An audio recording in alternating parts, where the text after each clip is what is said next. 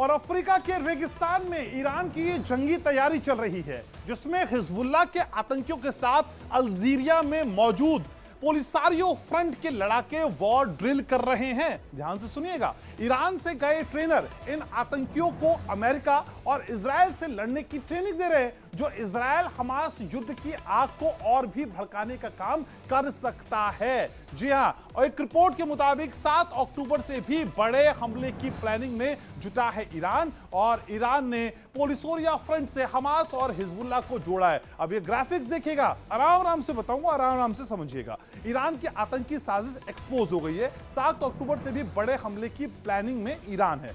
ये ग्राफिक आपने देखा। अब अगले कंटेंट पे बढ़ते हैं। तो फिर पोलिसारियो फ्रंट से हमास हिजबुल्लाह का जोड़ा है। जी हां, ये जो पोलिसारियो फ्रंट है ना, ये बहुत इंपॉर्टेंट है और इसी से आगे बात बढ़ेगी। पोलिसारियो फ्रंट और हिजबुल्लाह एजेंट की बातचीत है। ये पूरी प्लानिंग एक्सपोज हो गई है, सब कुछ सामने आ गया है। मोरक्को की खुफिया एजेंसीज को नेटवर्क का पता चला है, यानी जिसे छुपाया जा रहा था वो एक्सपोज हो गया है। 23 अक्टूबर की हुई बातचीत रिकॉर्ड कर ली गई है। जो कुछ भी गुफ्तगू हुई वो सब रिकॉर्ड हो गया। बातचीत में नए आतंकी हमले को लेकर चर्चा हुई। अब देखिए आप क्या क्या होता जाता है, क्या क्या हो रहा है। अमेरिका और इजराइल पर हमले की प्लानिंग थी।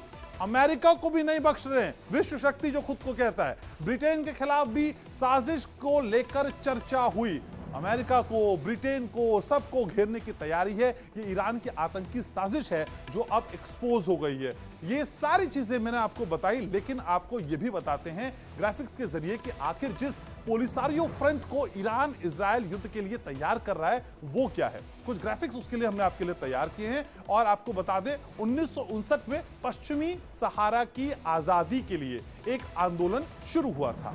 मोरक्को और मारिटानिया के दावे के खिलाफ यह आंदोलन शुरू किया गया था। अभी समझ लेना आप, 1959 से बात शुरू की है। मोरक्को और मारिटानिया के दावे के खिलाफ यह आंदोलन शुरू हुआ। इन ग्राफिक्स को अच्छे से समझिएगा। 1973 में पश्चिमी सहारा की आजादी के लिए इस फ्रंट का गठन किया गया। ये जो सब कुछ मैं यहां दिखा रहा हूं ना, इसको ध्यान से देखिएगा। 1975 में मोरक्को ने 3 लाख लोगों को पश्चिमी सहारा में बसाया। फ्रंट ने मोरक्को के खिलाफ 16 साल तक गुरिल्ला युद्ध लड़ा। छोटा मोटा समय नहीं होता 16 साल।